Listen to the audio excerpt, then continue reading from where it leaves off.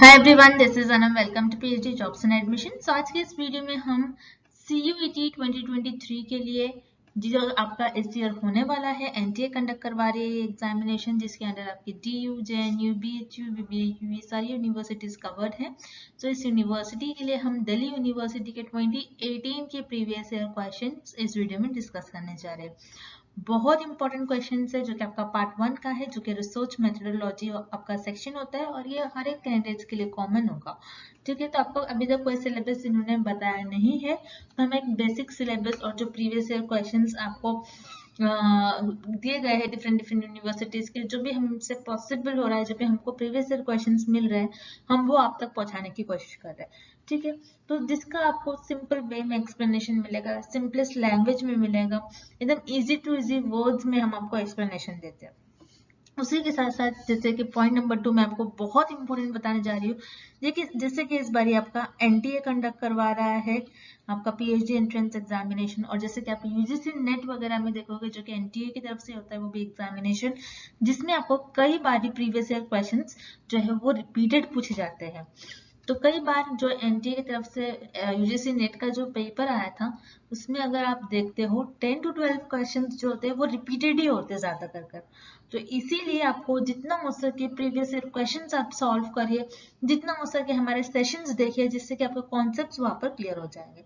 तो आप जैसे कि स्क्रीन पर भी देख सकते हो, हम आपको paper 1 as well as paper 2 का स्टडी मटेरियल प्रोवाइड कर रहे हैं, जिसमें हम आपको 100% पासिंग गारंटी देते हैं, एज वेल एज हम आपको ये भी बताते हैं कहाँ से आपको स्टडी करना है, कितना आपको स्टडी करना है, कितना आपको कॉन्सेप्ट जो है आपका बेसिक कॉन्सेप्ट आपको याद रखने हैं, किस पॉइंट पर आपको ज्यादा फोकस रहना है, किस वर्ड्स पर आपको फोकस रहना है, ये सारी चीजें हमारे कोर्स में हम आपको बताते हैं।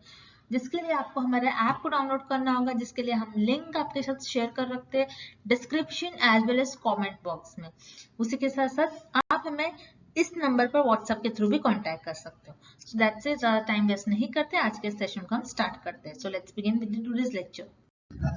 जैसा कि आप स्क्रीन पर देख सकते हो, यहाँ पर पेपर 1 जो कि आपका रिसर्च मेथोडोलॉजी होता है, हर एक स्टूडेंट के लिए रिसर्च मेथोडोलॉजी जो है ये कॉमन होने वाला है। तो रिसर्च मेथोडोलॉजी के लिए जैसे कि आप स्क्रीन पर देख सकते हो, हम ये सब कंटेंट आपको प्रोवाइड कर रहे हैं, जिसमें आपको वीडियो लेक्चर्स देखने मिलेंगे, जो कि थ्योरी प्लस एमसीक्यूज दोनों वीडियो लेक्चर्स हैं। हम आपको यहाँ पर वीडियो लेक्चर्स के थ्रू आपके कॉन्सेप्ट्स को क्लियर करवाएंगे। देन मॉक टेस्ट, हर एक मॉक टेस्ट में 40 एमसीक्यूज है, उस तरीके से आपके मॉक टेस्ट में 400 एमसीक्यूज यहाँ पर आपकी प्रैक्टिस हो जाती है। देन नेक्स्ट नोट्स काफी इंपॉर्टेंट है, बहुत सिंपलेस्ट वे में हर एक पॉइंट्स को यहाँ पर मैंने एक्सप्लेन कर रखा है। तो आपके जो भी डाउट्स है, आपको जो भी हर एक टॉपिक में डाउट्स है, अगर आप एक बार नोट्स के थ्रू उसको रीड कर लेते हो तो वहां पर आपका डाउट, हर एक डाउट आपका क्लियर हो जाएगा। तो नोट्स में हमने के इम्पोर्टेंट पॉइंट्स को आप देखोगे, जो भी हमारे बैच के स्टूडेंट है, वहां पर मैंने इंपॉर्टेंट पॉइंट्स को हाईलाइट कर रखा है, जिससे कि आप उन पॉइंट्स को, उन वर्ड्स पर फोकस कर सको। देन उसके बाद पीडीएफ हम आपको प्रोवाइड करते हैं, जिसमें 1500 से भी ज्यादा इंपॉर्टेंट क्वेश्चंस है, जिसमें हमने आपको प्रीवियस ईयर क्वेश्चंस पेपर भी प्रीवियस ईयर क्वेश्चंस आपके साथ डिस्कस करा है, एंड मोस्ट एक्सपेक्टेड एमसीक्यूज भी यहाँ पर आपके साथ शेयर करा है। तो सारा कंटेंट आपको बाइलिंगुअल लैंग्वेज, हिंदी इंग्लिश दोनों लैंग्वेज में हम प्रोवाइड करते हैं। तो ये सारा कंटेंट जो है, इससे आपको 100% हम पासिंग गारंटी देते हैं कंटेंट के थ्रू, कि हमारे कंटेंट से एग्जामिनेशन में क्वेश्चंस आपको पूछे जाने के चांसेस है। तो उसके लिए आपको स्क्रीन पर जो नंबर नजर आ रहा है व्हाट्सएप के थ्रू, या फिर अगर आप हमारे ऐप के थ्रू कंटेंट को एक्सेस करते हो, तो आपको सारी चीजें एक ही जगह पर मिल जाती है। ऐप पर हमारा प्रॉपरली हर एक चीज आपको टॉपिक वाइज हर एक चीज आपको एक ही जगह पर ऐप पर मिल जाएगा। आपके पास एक्सेस होगा, आप जब भी चाहो वहां से आप रीड कर सकते हो। आपके सारा कंटेंट आपको एक ही जगह पर ऐप पर इजीली अवेलेबल होगा।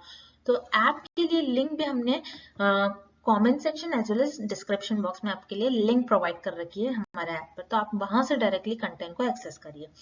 जैसे कि आप स्क्रीन पर देख सकते हो, पेपर 2 का भी हम आपको स्टडी मटेरियल प्रोवाइड करते हैं, जिसमें आपको full syllabus notes, MCQs plus previous year questions भी देखने मिलेंगे। इन सारे सब्जेक्ट्स पर हम आपको स्टडी मटेरियल प्रोवाइड कर रहे हैं। अगर इन सारे सब्जेक्ट्स के अलावा भी आपको कोई और सब्जेक्ट का स्टडी मटेरियल चाहिए, तो आप मुझे कॉमेंट कर बता सकते हो। उस पेपर 2 के लिए भी आपको दिए गए स्क्रीन पर जो नंबर नजर आ रहा है, इस पर व्हाट्सएप के थ्रू आपको हमें कॉन्टेक्ट करना है। सो दैट्स इट, हम आज के सेशन को हम स्टार्ट करते हैं। Grounded theory is often use in the formulation of. So यहाँ पर हमें पूछ रहा है कि ग्राउंडेड थ्योरी हम किस चीज के फॉर्मुलेशन के लिए यूज करते हैं दिए गए ऑप्शंस में से। ओके, सो आपको इस क्वेश्चन के सॉल्व करने से पहले आपको पता होना चाहिए कि ग्राउंडेड थ्योरी क्या होती है। सो ग्राउंडेड थ्योरी मतलब आप बहुत सारा डेटा जमा कर लेते हो, बहुत सारा डेटा आप कलेक्ट कर लेते हो। ओके, आपके पास बहुत ज्यादा क्वांटिटी में डेटा कलेक्ट होता है, फिर आप उस डेटा को एनालाइज कर आप क्या करते हो, थ्योरी डेवलप करते हो। ठीक है, ये होता है आपका ग्राउंडेड थ्योरी का मतलब। फिर से हम देखते हैं, ग्राउंडेड थ्योरी बहुत इंपॉर्टेंट है, इस पर एग्जाम में कंपलसरी एक क्वेश्चन पूछा ही जा सकता है। सो याद रखिएगा, ग्राउंडेड थ्योरी का मतलब क्या होता है, जिसमें आप लार्ज क्वांटिटी में डेटा कलेक्ट करते हो और उस डेटा को एनालाइज करते हो और उस डेटा को एनालाइज कर थ्योरी डेवलप करते हो, थ्योरी को बनाते हो। सो यही होता है आपका ग्राउंडेड थ्योरी। अब ग्राउंडेड थ्योरी का यूज आप किस चीज के फॉर्मुलेशन के लिए करते हो, आपको ये बताना है इस क्वेश्चन में। सो यहाँ पर याद रखिएगा, ग्राउंडेड थ्योरी, आप ग्राउंडेड थ्योरी बना रहे हो, ग्राउंडेड थ्योरी पर स्टडी कर रहे हो, सो इसका किस चीज के लिए यूज करा जाएगा कि रिसर्च की इवैल्यूएशन पर। रिसर्च में जब भी आप प्रोग्राम्स पर काम करो, उसका इवैल्यूएशन पर, पॉलिसीज के इवैल्यूएशन पर, किस तरीके से उस रिसर्च को इवैल्यूएट करा जाए, किस तरीके से उसको स्टार्ट करा जाए। सो यहाँ पर आपका ऑप्शन ए करेक्ट हो जाएगा। सो ग्राउंडेड थ्योरी जो होती है आपकी फॉर्म यूज करी जाती है formulation of policies, programme and evaluation of research. अब जो इनकरेक्ट ऑप्शन है उससे भी हम देख लेते हैं। Opportunity for exploring the facts, यानी जो ट्रूथ है उसको किस तरीके से आपको एक्सप्लोर करना है, तो इसके लिए आप ग्राउंडेड थ्योरी का तो यूज नहीं करोगे ऑब्वियसली। यहाँ पर आपका ऑप्शन भी इनकरेक्ट हो जाएगा। उसी तरीके से option C, categorising data, data को आप ऑर्गेनाइज वे में कैटेगराइज कर रहे हो, आप प्रॉपर आप क्या कर रहे हो, डेटा को एक जगह जमा कर रहे हो। तो सिर्फ इसी को नहीं कहोगे आप ग्राउंडेड थ्योरी, इससे आप थ्योरी कुछ डेवलप करते हो तो उसे हम कहते हैं ग्राउंडेड थ्योरी। सिर्फ डेटा को कैटेगराइज करने के लिए हम इसे ग्राउंडेड थ्योरी का यूज नहीं करेंगे। Then option D, understanding the culture, किसी कल्चर को अंडरस्टैंड करने के लिए आप ग्राउंडेड थ्योरी का यूज नहीं करोगे। सो यहाँ पर आपका ऑप्शन डी इनकरेक्ट हो जाएगा। सो इस क्वेश्चन का आपका राइट आंसर हो जाएगा option A. Next, a tool in research demands priority on. ठीक है, तो यहाँ पर हमें कुछ रिसर्च के टूल्स दिए गए हैं और यू कैन से रिसर्च के कुछ कैरेक्टरिस्टिक्स दिए गए हैं। तो यहाँ पर जो मेन है, जिस चीज पर हम रिसर्च में किन टूल्स को ज्यादा प्रायोरिटी देते हैं, डिमांड किस चीज की है, तो हमें इस क्वेश्चन में ये बताना है। ठीक है, तो option is objectivity. Yes, objectivity जो है, ऑब्जेक्टिविटी यानी हमारे रिसर्च का एम क्या है। ठीक है, आप क्यों रिसर्च परफॉर्म कर रहे हो, उसका मोटिव क्या है, उसका एम क्या है, आपको क्यों परफॉर्म करना है, उसका ऑब्जेक्टिव क्या है। आप जो रिसर्च परफॉर्म कर रहे हैं उससे जो आउटकम्स आए हैं, क्या वो हमारी सोसाइटी के लिए बेनिफिशियल हो गए या फिर नहीं, हम क्यों परफॉर्म करें वो रिसर्च, उससे हमें कुछ बेनिफिट होना चाहिए। तो यही होता है ऑब्जेक्टिविटी। यस, रिसर्च हम इसीलिए परफॉर्म करते कि वो एक ऑब्जेक्टिव हो, ठीक है, इसका पीछे कुछ मोटिव हो, उसके पीछे कुछ एम हो। तो yes, it is very important. और जो ऑब्जेक्टिविटी टूल है रिसर्च में, हम इसको बहुत ज्यादा प्रायोरिटी देते हैं। ठीक है, देन साइक्लिकलिटी। साइक्लिकलिटी क्या होता है, जैसे कि आपको पता है रिसर्च को जो मेथड है, रिसर्च एक साइक्लिक प्रोसेस है, जहां से आप स्टार्ट करोगे वहां पर एक पॉइंट पर आके वो एंड होता है। So yes, this is also very important कि आप कैसे मेथड्स यूज कर रहे हो, किस तरीके से आप रिसर्च परफॉर्म कर रहे हो, साइक्लिकलिटी होनी चाहिए आपकी रिसर्च में। Then third is reliability. Reliability क्या होता है, याद रखना है, रिलायबिलिटी जो होता है आपका वैलिडिटी से अपोजिट होता है। रिलायबिलिटी का मतलब होता है आप मोर देन जो आपका जो भी आप एक्सपेरिमेंट्स परफॉर्म कर रहे हो, आप जो भी रिजल्ट लाना चाहते हो, आप एक से ज्यादा बार परफॉर्म करते हो। Okay, more than once. ठीक है, यानी आप जो, जैसे मान लीजिए फॉर एग्जाम्पल के थ्रू हम समझते हैं, मान लीजिए आप वेइंग मशीन से वेट कर रहे हैं। ठीक है, आपका जो एक्चुअल वेट है, मान लीजिए आपका एक्चुअल वेट है 40 kg। ठीक है, और आपने क्या करा, ये देखा आपने कि ये जो वेइंग मशीन है ये रिलायबल है या फिर नहीं है। तो आपने क्या करा, इसी वेट मशीन से आपने 3 टाइम्स वेट करा। ठीक है, 3 टाइम्स वेट करा, तो फर्स्ट टाइम आपका रिजल्ट आ रहा है 38, सेकेंड टाइम अगेन 38, अगेन 38। तो यहाँ पर ये जो रिजल्ट है, आपका जो वेट है ये प्रॉपर एक्यूरेट वेट तो नहीं दिखा रहा, लेकिन हर बार आप जब टेस्ट कर रहे हो तो ये क्या हो रहा है, आपका सेम रिजल्ट बता रहा है। ठीक है। लेकिन वैलिडिटी जो होती है ये इसका अपोजिट होता है। वैलिडिटी क्या होती है, जो आपका एक्चुअल मेजरमेंट है वही ये मशीन बताए, तब हम कहेंगे कि वो रिसर्च वैलिड है।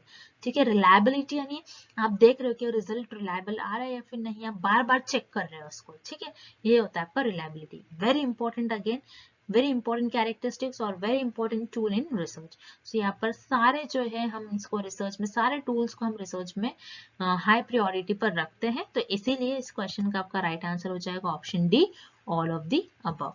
Next, the normal distribution is the one which the value of. तो यहाँ पर हमें क्या पूछ रहा है कि एक आपके पास एक जो डिस्ट्रीब्यूशन, एक नॉर्मल डिस्ट्रीब्यूशन है। ठीक है, वेरी इंपॉर्टेंट। हमें क्वेश्चन में क्या पूछा जा रहा है वो आपको समझना है पहले। एक नॉर्मल डिस्ट्रीब्यूशन है, ठीक है। अगर एक नॉर्मल डिस्ट्रीब्यूशन है तो उसमें, उस डिस्ट्रीब्यूशन में आपकी वेरिएंस, स्टैंडर्ड डिविएशन या फिर मीन, मीडियन एंड मोड, इसका क्या रिलेशन होना चाहिए, इसकी वैल्यूज क्या होनी चाहिए। ठीक है, तो नॉर्मल डिस्ट्रीब्यूशन क्या होता है आपको पहले ये पता होना चाहिए। तो यहाँ पर हम एक डिस्ट्रीब्यूशन ड्रॉ करते हैं। ठीक है, तो ये होता है आपका एक नॉर्मल डिस्ट्रीब्यूशन। ठीक है, इस डिस्ट्रीब्यूशन को आप क्या कहोगे, ये डिस्ट्रीब्यूशन क्या है, एक नॉर्मल डिस्ट्रीब्यूशन है। अब यहाँ पर जो सारे टर्म्स यूज करे गए आपके ऑप्शंस में, variance, standard deviation, mean, mode, median, तो ये सारे टर्म्स क्या होते हैं आपको इसका मीनिंग पता होना चाहिए, तभी आप इस क्वेश्चन को सॉल्व कर पाओगे। ठीक है, तो ये डिस्ट्रीब्यूशन, डिस्ट्रीब्यूशन क्या होता है आपको पहले ये पता होना चाहिए। डिस्ट्रीब्यूशन क्या होता है, मान लीजिए हम क्या करते हैं रिसर्च में, पॉपुलेशन लेते हैं, पॉपुलेशन में से कुछ पार्ट लेते हैं जो कि हमारा सैंपल बन जाता है। ओके, पॉपुलेशन के कुछ पार्ट पर हम स्टडी करते हैं जो कि हमारा सैंपल बन जाता है। अब इसी सैंपल से हमको जो भी इंफॉर्मेशन मिलती है, उस इंफॉर्मेशन को हम क्या करते हैं, ग्राफिकल वे में रिप्रेजेंट करते हैं, उसी को हम कहते हैं नॉर्मल डिस्ट्रीब्यूशन। ठीक है, आई होप कि नॉर्मल डिस्ट्रीब्यूशन क्या होता है सभी को क्लियर है। देन अब उसके बाद यहाँ पर आपको देखना है इस डिस्ट्रीब्यूशन में फर्स्ट हम ऑप्शन देखते हैं जिसमें जो टर्म्स यूज करे गए, वेरिएंस एंड स्टैंडर्ड डिविएशन। तो पहले हम देखेंगे स्टैंडर्ड डिविएशन क्या होता है। स्टैंडर्ड डिविएशन यानी यहाँ पर आपका सेंट्रल में मीन होगा, यानी आपकी ज्यादातर वैल्यू जो आपके इस डिस्ट्रीब्यूशन की है इस पार्ट पर लाई करेगी। ठीक है, तो आपका जो डेटा है इस तरीके से स्प्रेड आउट है। ठीक है, तो स्टैंडर्ड डिविएशन बताता है आपका डेटा मीन से कितना स्प्रेड है। ठीक है, तो ये होता है आपका स्टैंडर्ड डिविएशन। अब वेरिएंस क्या होता है, वेरिएंस जो होता है आपका ये होता है स्टैंडर्ड डिविएशन का स्क्वायर। ठीक है, वेरी सिंपल। स्टैंडर्ड डिविएशन यानी आपका डेटा मीन से कितना स्प्रेड है। ठीक है, और वेरिएंस क्या होता है, स्टैंडर्ड डिविएशन का स्क्वायर। देन मोड, मोड क्या होता है, आपके डेटे में जो सबसे ज्यादा बार वैल्यूज रिपीट हो रही है। मीडियन होता है आपके डेटा की सेंट्रल वैल्यू। ठीक है, सेंटर या फिर मिडिल वैल्यू। एंड मीन क्या होता है, आपके डेटा का एवरेज वैल्यू। ठीक है, तो याद रखिएगा जब भी आपका डिस्ट्रीब्यूशन एक नॉर्मल डिस्ट्रीब्यूशन है तो देखेंगे आप, अगर मैं इस ग्राफ को दो इक्वल पार्ट्स में कट कर दूं तो ये मेरा हो जाएगा सेंट्रल पार्ट। ठीक है, ये मेरा क्या होगा, सेंट्रल पार्ट, जिसे हम कहते हैं मीडियन। मीडियन यानी सेंटर, तो ये हो जाएगा आपका मीडियन इस केस में। मीन भी इधर ही आएगा क्योंकि आपकी ज्यादातर वैल्यूज किस एरिया में लाई कर रही है, इस एरिया में। ठीक है, तो ये क्या हो गया आपका, ये भी होगा आपका मीन हो गया। ठीक है, अब मोड क्या है, होता है मोड कि आपकी ज्यादातर वैल्यू किधर लाई कर रही है। ठीक है, ज्यादातर वैल्यू यानी जैसे मान लीजिए आपके पास एक इंफॉर्मेशन, आपके सैंपल की इंफॉर्मेशन कुछ इस तरीके से कि आपने 7th स्टैंडर्ड के स्टूडेंट्स के कुछ अपने 5 स्टूडेंट्स के कुछ स्कोर्स लिए, किसी के 80 है, किसी के 85 है, एक स्टूडेंट्स के अगेन 80 है, देन दूसरे के अगेन 80 है और किसी का 89 है। तो जैसे कि आप देख रहे हो यहाँ पर इस डेटा में 80 जो वैल्यू सबसे ज्यादा बार रिपीट हो रही है, तो यहाँ पर लाई करेगी आपकी 80 वैल्यू। ठीक है, तो आपका जो है मोड भी इसी एरिया में लाई करेगा। तो याद रखना है जब भी आपका डिस्ट्रीब्यूशन एक नॉर्मल डिस्ट्रीब्यूशन हो तो उस केस में आपकी जो मीन की वैल्यू होगी, मीडियन की वैल्यू होगी और मोड की वैल्यू होगी, ये क्या होगी आपकी, सेम होगी। ठीक है, तो इसीलिए इस क्वेश्चन का करेक्ट ऑप्शन हो जाएगा option C, mean, median and mode क्या हो गया इस केस में, सेम। ठीक है, नेक्स्ट। तो अगेन इस क्वेश्चन में हमें बताया जा रहा है कि, पूछा जा रहा है कि मीन, मीडियन एंड मोड ये क्या होते हैं। ठीक है, सो मीन, ठीक है, मीन यहाँ पर क्या होगा और मीडियन एंड मोड ये तीनों भी क्या होते हैं, वेज ऑफ सैम्पलिंग होते हैं। नहीं, जैसे वेज ऑफ सैम्पलिंग का मतलब क्या हो जाएगा, टाइप्स ऑफ सैम्पलिंग, ये सैंपल कलेक्ट करने का मेथड नहीं होता है आपका। ठीक है, तो मीन, मीडियन एंड मोड क्या होते हैं? ये होते हैं आपके मेजर्स ऑफ सेंट्रल टेंडेंसी, ठीक है। यानी आपने जो भी इंफॉर्मेशन, जो भी आपके मेजर्स है, वो आप किस तरीके से आपको मिल रहे हैं वो मेजरमेंट्स, ठीक है, वो आपके ग्राफ की सेंट्रल टेंडेंसी को रिप्रेजेंट करता है। मीन कितनी ज्यादा वैल्यूज आपकी कहाँ लाई कर रही है, ठीक है, एवरेज वैल्यू, एवरेज स्टूडेंट्स की वैल्यू कहाँ लाई करेगी, ठीक है। फॉर एग्जांपल यहाँ पर हमने कुछ स्टूडेंट्स का अगर डेटा लिया है, तो यहाँ पर मीन क्या होगी इस केस में, कि मीन आपकी एवरेज वैल्यू होगी, मीडियन सेंट्रल वैल्यू होगी, मोड सबसे ज्यादा बार जो रिपीट हो रही है, तो इसे हम कहते हैं मेजर्स ऑफ सेंट्रल टेंडेंसी, जो आपकी ग्राफ की सेंट्रल टेंडेंसी को मेजर करे, ठीक है, ना कि आपके मेजर्स ऑफ डिविएशन। डिविएशन यानी आपका ग्राफ किस तरीके से डिविएट है, क्या लेफ्ट साइड में डिविएट हो रहा है, क्या राइट साइड में डिविएट हो रहा है, तो इसे हम कहते हैं measures of deviation. Measures of control tendency, no, यहाँ पर आप ये नहीं बता रहे हो कि आप किस तरीके से आपके टेंडेंसी को कंट्रोल कर रहे हो, तो यहाँ पर जो है मीन, मीडियन एंड मोड जो है मेजर्स ऑफ सेंट्रल टेंडेंसी है, ठीक है। Very simple question. तो यहाँ पर ना ही वेज ऑफ सैम्पलिंग है, ना ही मेजर्स ऑफ डिविएशन है, ना ही मेजर्स ऑफ सेंट्रल टेंडेंसी है, तो इसीलिए आपके इस क्वेश्चन का राइट आंसर हो जाएगा option D, none of the above, ठीक है। Next, a type of probability sampling method, ठीक है। तो यहाँ पर इस क्वेश्चन में हमें क्या बताया जा रहा है कि कौन से ऑप्शन में हमें दिए गए ऑप्शंस में से कौन से ऑप्शन में हमें प्रोबेबिलिटी सैम्पलिंग मेथड का हमें टाइप दिया गया है, ये आपको बताना है, ठीक है। जैसे कि आपको पता है सैम्पलिंग में 2 टाइप्स ऑफ सैम्पलिंग मेथड होते हैं, एक होता है प्रोबेबिलिटी मेथड एंड सेकेंड होता है नॉन प्रोबेबिलिटी मेथड, ठीक है। प्रोबेबिलिटी मेथड क्या होता है, जिसमें रिसर्चर्स जो है उनकी पॉपुलेशन जो है बेसिकली होमोजीनियस होती है, ठीक है। यहाँ पर रिसर्चर्स जो है रैंडमली अपने पॉपुलेशन में से मेंबर्स को सिलेक्ट करते हैं, अपने सैंपल्स को सिलेक्ट करते हैं। लेकिन नॉन प्रोबेबिलिटी सैम्पलिंग में रिसर्चर्स क्या करते हैं, अपने कन्वीनियंस, अपने जजमेंट, अपने सुविधा के अनुसार, ठीक है, जो उनको लगता है कि हमारे लिए इजी है, वही पॉपुलेशन में से मेंबर्स को वो चुनते हैं, तो इसे हम कहते हैं नॉन प्रोबेबिलिटी सैम्पलिंग। अब यहाँ पर जैसे कि आप देखोगे option B convenience, option C snowball and option D purposive, ये तीनों भी जो है ये होते हैं आपके नॉन प्रोबेबिलिटी सैम्पलिंग। यानी कन्वीनियंस में आप क्या करते हो, रिसर्च अपने कन्वीनियंस के अकॉर्डिंग अपने पॉपुलेशन में से मेंबर्स को चुनते हैं। स्नोबॉल में क्या होता है, स्नोबॉल में रिसर्च अपने कन्वीनियंस के हिसाब से 2 to 3 मेंबर्स को सिलेक्ट कर लेंगे। अब इन्हीं जो मेंबर्स है जिनको रिसर्चर ने सिलेक्ट करा है, इन्हीं मेंबर्स को बोलेंगे और आगे मेंबर्स लेके आओ, तो ये और आगे रिसर्च के लिए मेंबर्स लेके आएंगे, ठीक है। तो ये आगे और किसी और मेंबर्स को लेकर आएंगे, तो इस तरीके से स्नोबॉल सैम्पलिंग होती है, जिसे हम चेन सैम्पलिंग भी कहते हैं, ठीक है। देन उसके बाद है purposive. Again purposive sampling, word से ही मीनिंग है, रिसर्चर यहाँ पर अपने पर्पस के अकॉर्डिंग, उनका जो स्टडी का पर्पस है उसके ही अकॉर्डिंग पॉपुलेशन में से मेंबर्स को चुनेंगे। तो यहाँ पर कन्वीनियंस, स्नोबॉल एंड पर्पसिव ये जो होते हैं नॉन प्रोबेबिलिटी मेथड के टाइप होते हैं। लेकिन यहाँ पर जो क्लस्टर सैम्पलिंग है ये होता है आपका प्रोबेबिलिटी मेथड, सैम्पलिंग मेथड, ठीक है। सो क्लस्टर सैम्पलिंग क्या होता है, तो आपको ये फिगर के थ्रू इजीली आप समझ सकते हो यहाँ पर क्लस्टर सैम्पलिंग बेसिकली होता क्या है, ठीक है। तो जैसे कि इस फिगर को आपको देखना है, फिगर को हम देखते हैं, यहाँ पर क्लस्टर सैम्पलिंग में क्या होता है, पॉपुलेशन जो होती है आपकी होमोजेनियस होती है, जो कि बहुत ज्यादा लार्ज होती है। क्लस्टर्स यानी बहुत ज्यादा ह्यूज अमाउंट में, क्लस्टर्स, ग्रुप्स, ठीक है। तो आप क्या करते हो, पॉपुलेशन में से आपके जो आप ग्रुप्स बनाते हो, बहुत ज्यादा पॉपुलेशन होती है, बहुत ज्यादा पॉपुलेशन क्या, जैसे मान लीजिए फॉर एग्जांपल यहाँ पे 3-3 का इन्होंने ग्रुप बनाया, आप किसी भी तरीके से बना सकते हो, 4-4 का बना सकते हो, 5-5 का बना सकते हो। तो इस तरीके से हमने क्या करा, बहुत ज्यादा पॉपुलेशन में से कुछ पॉपुलेशन को लिया और हमने यहाँ पर उनका क्लस्टर्स डिजाइन कर लिया, यानी उनका यहाँ पर हमने ग्रुप बना लिया, ठीक है। जैसे कि आप देख रहे हैं यहाँ पर 1 2 3 4 5 6 ग्रुप्स है। अब 6 ग्रुप में से हमने क्या करा, सिर्फ 2 ही ग्रुप को चुन लिया जो कि हमारा सैंपल बन गया। तो यहाँ पर आप एक एक मेंबर नहीं लोगे हर एक ग्रुप से, आपको होल क्लस्टर आपको सिलेक्ट करना है। जैसे कि यहाँ पर उन्होंने फर्स्ट क्लस्टर सिलेक्ट करा है एंड देन ये वाला क्लस्टर सिलेक्ट करा है।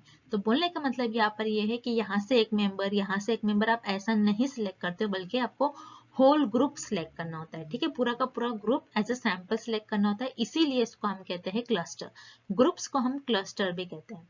तो इसीलिए क्लस्टर में क्या होता है, होमोजेनियस पॉपुलेशन होती है, और यहाँ पर रिसर्च अपने कन्वीनियंस के अकॉर्डिंग नहीं, रैंडमली सिलेक्ट करना होता है पॉपुलेशन में से मेंबर्स को, और पॉपुलेशन जो क्लस्टर्स है उसमें से एज इट इज क्लस्टर को रैंडमली चूज करना होता है। तो इसीलिए यहाँ पर जो है क्लस्टर यहाँ पर करेक्ट ऑप्शन हो जाएगा। It is a type of probability sampling method. Okay, next, which of the following variables can be classified only under the nominal category?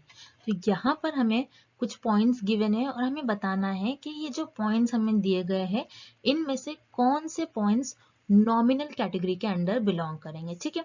तो नॉमिनल कैटेगरी क्या होती है, जैसे कि मेजर्स ऑफ स्केल्स जो होते हैं, जिसमें नॉमिनल, ऑर्डिनल, ठीक है, इंटरवल, रेशो, ये 4 टाइप्स के स्केल्स ऑफ मेजरमेंट्स होते हैं, जिसमें फर्स्ट होता है नॉमिनल। वेरी सिंपल कैटेगरी होती है। नॉमिनल में आप क्या करते हो, बस आपके पास जो भी इंफॉर्मेशन होती है, जो भी डेटा होता है, उसके कैटेगरी के हिसाब से, ठीक है, उनके कैरेक्टरिस्टिक्स के बेसिस पर बेसिकली आप यहाँ पर चीजों को कैटेगरी वाइज आप ऑर्गेनाइज करते हो, ठीक है, या फिर क्लासिफाइड करते हो। सो नॉमिनल कैटेगरी में यहाँ पर आपको देखना है, बेसिकली आपके पास जो भी डेटा होगा वो डेटा आपके पास क्वालिटेटिव फॉर्म में होगा, ये आपको याद रखना है, ठीक है। Very important point, nominal category में जो भी आपके पास डेटा होता है बेसिकली क्वालिटेटिव डेटा होता है, ठीक है, क्वालिटेटिव डेटा होता है, ये आपको याद रखना है। तो वन बाय वन हम सारे पॉइंट्स देख लेंगे। First is I colour. Yes, I colour जो है ये आपका नॉमिनल कैटेगरी में बिलोंग करेगा, क्योंकि आई कलर, किसी का आई कलर ब्लू है, किसी का ब्लैक है, किसी पर्सन का ग्रीन है, तो यहाँ पर आप क्या कर सकते हो, आई कलर के बेसिस पर पर्सन को आप क्लासिफाइड कर सकते हो। Then second is military rank. So जैसे कि आप देख सकते हो यहाँ पर रैंक वर्ड यूज करा गया। आप नॉमिनल कैटेगरी में रैंक नहीं दे सकते, बल्कि आप ऑर्डिनल में रैंक देते हो, तो यहाँ पर मिलिट्री रैंक जो है ये नॉमिनल कैटेगरी में बिलोंग नहीं करेगा। देन टाइप ऑफ चीज, ठीक है, सारे टाइप्स की चीज होते हैं, जैसे कि आपने सारे ब्रांड्स देखोगे, सारे डिफरेंट डिफरेंट टाइप्स की चीज होते हैं, डिफरेंट डिफरेंट क्वालिटीज के, ठीक है। तो आप टाइप्स ऑफ चीज यानी चीज के टाइप्स के अकॉर्डिंग आप चीज को क्लासिफाइड कर सकते हो। तो यहाँ पर option point number 3 is also correct, और पॉइंट नंबर 3 भी आपको नॉमिनल कैटेगरी के अंडर बिलोंग करेगा। देन पॉलिटिकल पार्टीज एफिलिएशन, ठीक है, पॉलिटिकल पार्टीज एफिलिएशन यानी पॉलिटिकल पार्टी है, डिफरेंट डिफरेंट पॉलिटिकल पार्टीज है, और डिफरेंट डिफरेंट पॉलिटिकल पार्टीज के डिफरेंट डिफरेंट ग्रुप्स है। तो आप क्या कर सकते हो, यस, उनकी कैरेक्टरिस्टिक्स के बेसिस पर उन पार्टीज को आप क्या कर सकते हो, क्लासिफाइड कर सकते हो।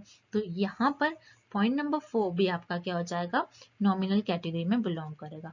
तो इसीलिए यहाँ पर करेक्ट आपका ऑप्शन हो जाएगा फर्स्ट पॉइंट करेक्ट है, फर्स्ट, थर्ड एंड फोर्थ, ठीक है। तो फर्स्ट, थर्ड एंड फोर्थ ये आपको ऑप्शन सी में दिखेगा, तो इसीलिए यहाँ पर आपका ऑप्शन सी करेक्ट हो जाएगा। नेक्स्ट, तो यहाँ पर आप जो क्वेश्चंस देख रहे हैं, तो ये क्वेश्चन है आपका असर्शन एंड रीजनिंग से, तो इस टाइप के भी क्वेश्चन एग्जाम में आपसे पूछे जा सकते हैं, ठीक है। तो यहाँ पर आपको देखना है असर्शन क्या बता रहा है, the correlation coefficient requires that the underlying relationship between the two variables under the consideration is linear.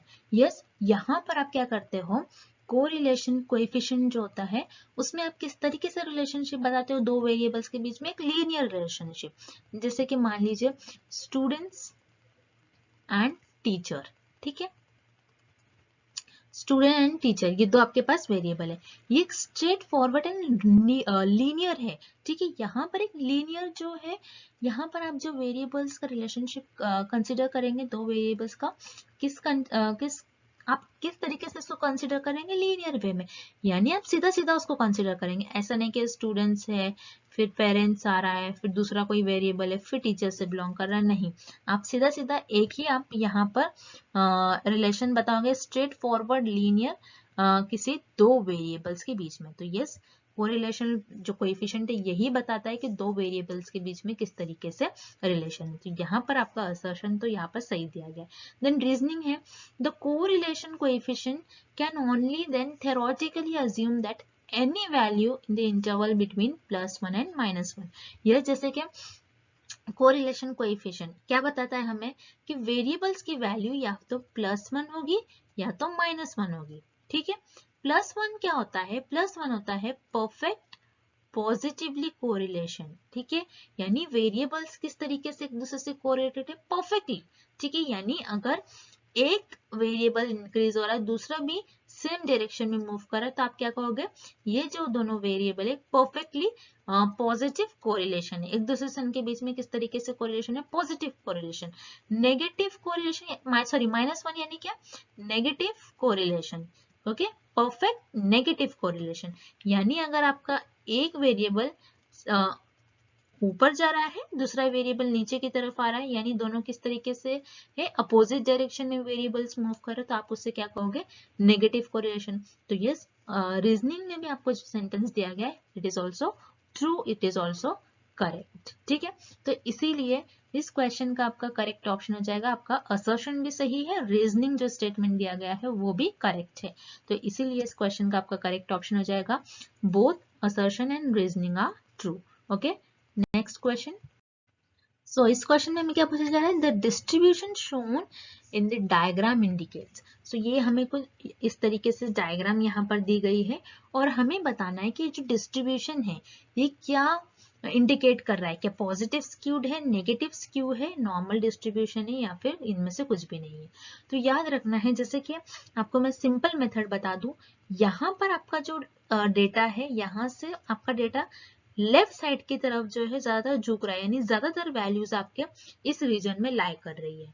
ठीक है, अगर आपका जो डेटा है लेफ्ट साइड में ज्यादातर झुका हुआ है तो उसे हम कहते हैं, उस डिस्ट्रीब्यूशन को कहते हैं हम नेगेटिव स्क्यू। और पॉजिटिव स्क्यू किस तरीके से किस डिस्ट्रीब्यूशन को कहोगे? जो कि राइट साइड में स्क्यूड है। ठीक है, यानी राइट साइड में अगर आपका डेटा कुछ इस तरीके से, यानी आपका डेटा अगर आपका डिस्ट्रीब्यूशन अगर कुछ इस तरीके से होता है आपका डायग्राम, तो वो उस केस में होता है पॉजिटिव स्क्यू। और नेगेटिव स्क्यू हम क्यों बोल रहे हैं? क्योंकि यहाँ पर आपका जो डेटा है लेफ्ट साइड में ज्यादातर झुका हुआ है, लेफ्ट साइड में आपका डेटा ज्यादातर स्प्रेड आउट है, तो इसीलिए इसे हम कहते हैं नेगेटिव स्क्यू। और नॉर्मल डिस्ट्रीब्यूशन तो आप सभी को पता है, नॉर्मल डिस्ट्रीब्यूशन आपका कुछ इस तरीके से डेटा होगा। ठीक है, और डायग्राम होगी आपकी नॉर्मल डिस्ट्रीब्यूशन की। तो ये जो डिस्ट्रीब्यूशन है आपका, ये एक नेगेटिव स्क्यूड डिस्ट्रीब्यूशन है क्योंकि यहाँ पर नेगेटिव साइड में आपकी ज्यादातर वैल्यू लाई करेगी। तो इसीलिए इस क्वेश्चन का आपका करेक्ट ऑप्शन हो जाएगा option B, negative skew. Okay, next, की characteristics of experimental research design are. ठीक है, तो यहाँ पर हमें एक्सपेरिमेंटल डिजाइन की बेसिकली जो मेन कैरेक्टरिस्टिक्स है उसके बारे में पूछा जा रहा है। Option 1 is randomisation. यस, अगर आप एक्सपेरिमेंटल रिसर्च परफॉर्म करते हो तो उसमें जो आप वेरिएबल्स चूज करते हो, ठीक है, जो आप वेरिएबल्स लोगे और जिस फैक्टर्स पर आप रिसर्च करते हो तो उसको वो जो आप वेरिएबल्स लोगे और किसी चीजों पर आप रिसर्च कर रहे हो तो उसके लिए आपको क्या होगा? रैंडमाइजेशन, रैंडमली आपको सिलेक्ट करना होगा वेरिएबल्स को। ठीक है, देन यहाँ पर आपका जो है second, control of extraneous variable. Yes, it is also an की कैरेक्टर ऑफ एक्सपेरिमेंटल रिसर्च। ठीक है, कंट्रोल ऑफ एक्सट्रेनियस वेरिएबल, जैसे कि आपको पता है जब भी हम रिसर्च करते हैं independent variable and dependent variable के बीच में, इंडिपेंडेंट वेरिएबल का हम इफेक्ट देखते हैं डिपेंडेंट वेरिएबल पर।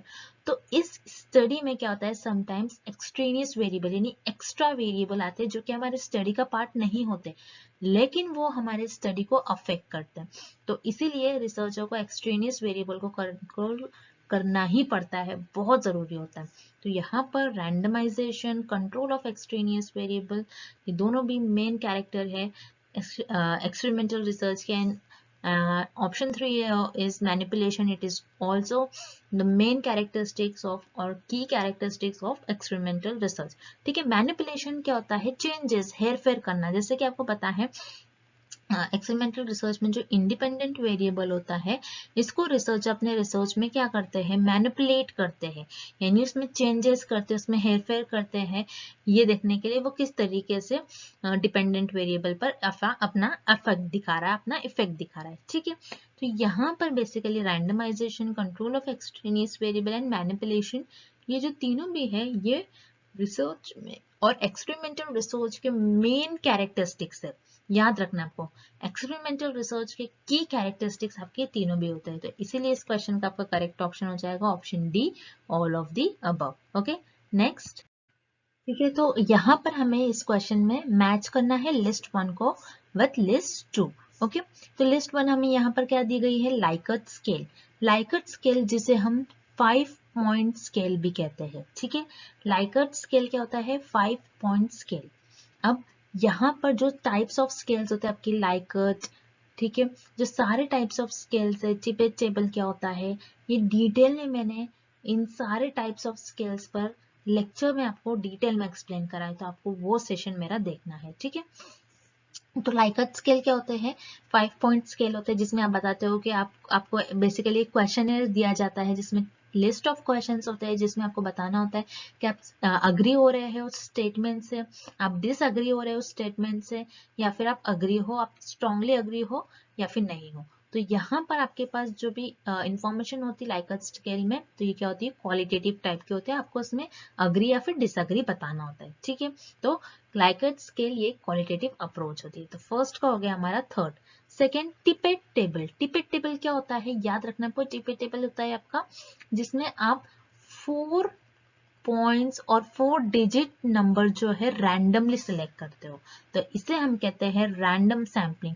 क्योंकि क्या होता है, टिपेट टेबल में आप जो 4 डिजिट नंबर है उसको किसी भी तरीके से रैंडमली आप, टिपेट टेबल ऐसा होता है, एक टेबल होता है जिसमें बहुत सारी 4 डिजिट नंबर्स की वैल्यू होती है। अब यहाँ पर अगर आप सैम्पलिंग मेथड यूज करिए या फिर कोई आप बेसिकली सैंपल्स पे ही रिसर्च करते हो, तो आप टिपेट टेबल से कुछ भी वैल्यू आप सिलेक्ट कर सकते हो रैंडमली। ठीक है, then after that quota, quota sampling. ठीक है, कोटा क्या है, एक सैम्पलिंग है जिसके थ्रू आप रिसर्च में आपके सैंपल सेलेक्ट करते हैं, नॉन प्रोबेबिलिटी टाइप की सैम्पलिंग होती है कोटा सैम्पलिंग। देन यहाँ पर पॉइंट 4 है स्टैटिस्टिकल इन्फेरेंस। स्टैटिस्टिकल इन्फेरेंस यानी कुछ ऐसा आपके पास थ्योरी होगी, ठीक है, आपके पास कुछ स्टेटमेंट होगा जिसके बेसिस पर आप कुछ गेसेस दोगे। ठीक है, आप कुछ जजमेंट करोगे। ठीक है, तो स्टैटिस्टिकल इन्फरेंस बेसिकली क्या होता है, हाइपोथेसिस होता है। क्योंकि हम, जैसे कि आपको पता है हाइपोथेसिस क्या होता है, हाइपोथेसिस बेसिकली रिसर्चर गेसेस करते हैं अपने नॉलेज के अकॉर्डिंग, उनको जितनी भी नॉलेज होती है उनके बेसिस पर वो गेसेस करते हैं और उसी गेसेस को अपनी रिसर्च में टेस्ट करते हैं। एक टेंटेटिव स्टेटमेंट होता है, तो उसी को हम कहते हैं स्टैटिस्टिकल इन्फेरेंस। ठीक है, तो जैसे कि आप यहाँ पर देख रहे हो फर्स्ट का थर्ड पॉइंट है। ठीक है, फर्स्ट का थर्ड हमें डायरेक्टली ऑप्शन नंबर 4 में दिया गया है। तो अगर आपको जैसे फर्स्ट का आंसर आ रहा है, ठीक है, सेकंड का भी अगर आ रहा है, क्योंकि सेकंड का 4 दिया है, तो आप इस तरीके से अगर आप एक भी गेस करते हो आंसर, तो आप इजीली ऑप्शंस को मार्क कर सकते हो। ठीक है, तो ऑप्शन सारे में बहुत डिफरेंट दिया गया है, तो आपको अगर एक भी आंसर आ रहा है, तो आपको एक भी आंसर अगर आ रहा है मैच द फॉलोइंग से, तो आप करेक्ट आंसर डायरेक्टली मैच कर सकते हैं। तो इसीलिए इस क्वेश्चन का आपका करेक्ट ऑप्शन हो जाएगा पॉइंट नंबर और ऑप्शन 4, फर्स्ट का थर्ड, सेकंड का फोर्थ एंड थर्ड का फर्स्ट एंड लास्ट फोर्थ का सेकंड। ठीक है, तो इस तरीके से आपका जो पेयर है लिस्ट 1 से हमने लिस्ट 2 मैच कर दिया। So that's it and thank you for watching this session and good luck with your preparations.